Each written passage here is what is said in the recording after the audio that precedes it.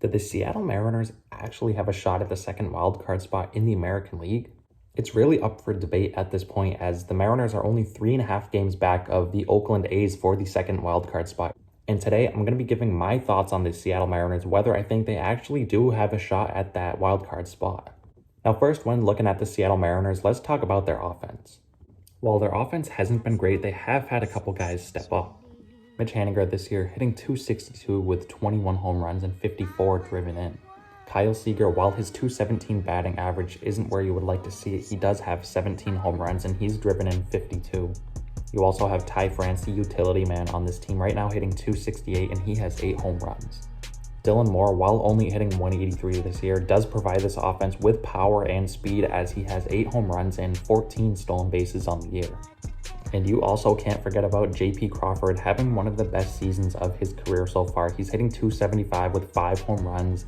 He's driven in 31, but he's also had a big impact defensively on the Mariners. So all in all, offensively, this team is not great, but they have had a couple guys, as I mentioned before, in Kyle Seager and Mitch Haniger, stepping up big time this year. Now let's get over to the pitching side of things. There have really been a lot of pleasant surprises on the Seattle Mariners staff. Yusei Kikuchi so far, pitching to a 3.48 ERA, having a very good year so far. You also have the former Giant and Chris Flexen, who never really has found too much success in the big leagues, but this year with the Mariners, he is finding some success. He's 9-3 and has a 3.35 earned run average. And Logan Gilbert, one of the top prospects in this organization, so far pitching to a 3.51 ERA. And in the bullpen, they have really had some success out of the closer position, more so recently rather than throughout the whole season. Their former closer, Rafael Montero, pitched to a 6.75 ERA so far. He has really been struggling mightily lately, and he got removed from the closer position. But Kendall Graveman has been called upon to fill in Montero's role as the Seattle Mariners closer, and he has stepped up. So far, Graveman has 7 saves, and he has a minuscule .93 earned run average. And as I mentioned before, they have had some surprises in the starting rotation. The 3 guys I mentioned before, Kikuchi, Flexen, and Gilbert, all having solid starts to the season so far, but you can't forget about Marco Gonzalez, who did have a breakthrough season last year, but he's really been struggling this year. So far, he has a 5.88 earned run average. So all in all, this rotation really has had a couple solid surprises at the top of the rotation, but really outside of those top 3 guys, it really drops off.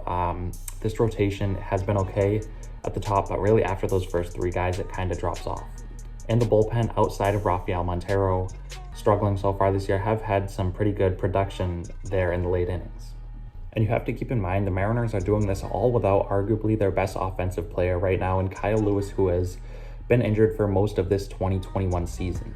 And they did recently just promote their top prospect, one of the top prospects in all of baseball, in Jarred Kelenic. And while Kelenic did struggle a lot in his first 22 games in the big leagues, he should provide some offensive value going forward, as he did nearly cut his strikeout rates in half while he did get demoted to AAA. So maybe this time around, Kelenic will show a lot more better plate discipline and overall have better production offensively for this offense. Now that we talked about their offense and their pitching, let's look at their wildcard chances. Right now, the Mariners are 49-43. They are 3.5 games back of Oakland for that second wildcard spot. And while Seattle is one of my favorite teams and I'm really rooting for them, I don't see them catching Oakland for that second wildcard spot.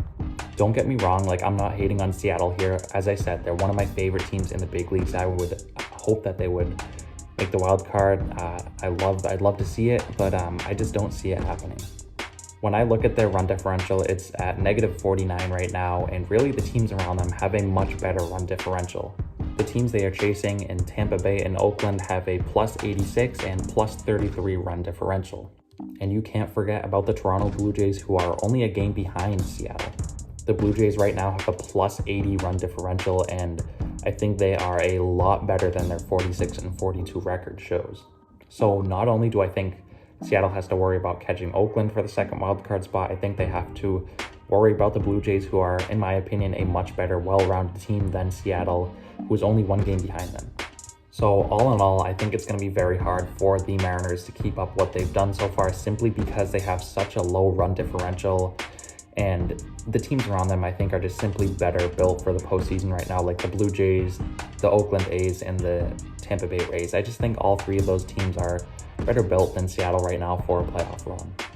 And really, if we're being honest here, I think Toronto can easily catch Oakland and get that second wild card spot. I think Toronto is much more talented than their record shows right now, and I think they're going to make a big run here. But for Seattle, I hate to say it, they're one of my favorite teams, but I just don't think they're going to make the wild card this year. I think they're going to have a tough second half. I don't think they're really going to stick around with Oakland and Toronto for that second wild card spot. But anyways, that's going to wrap the video up today. Just wanted to give my thoughts on the Seattle Mariners because they are playing very well this year with not so much talent on the roster. But anyways, if you guys do enjoy the content, feel free to subscribe. I'm going to be posting plenty of baseball videos going forward. So if you're a big baseball fan, hit that subscribe button. And as always, thank you guys again so much for watching, and I'll see you next time.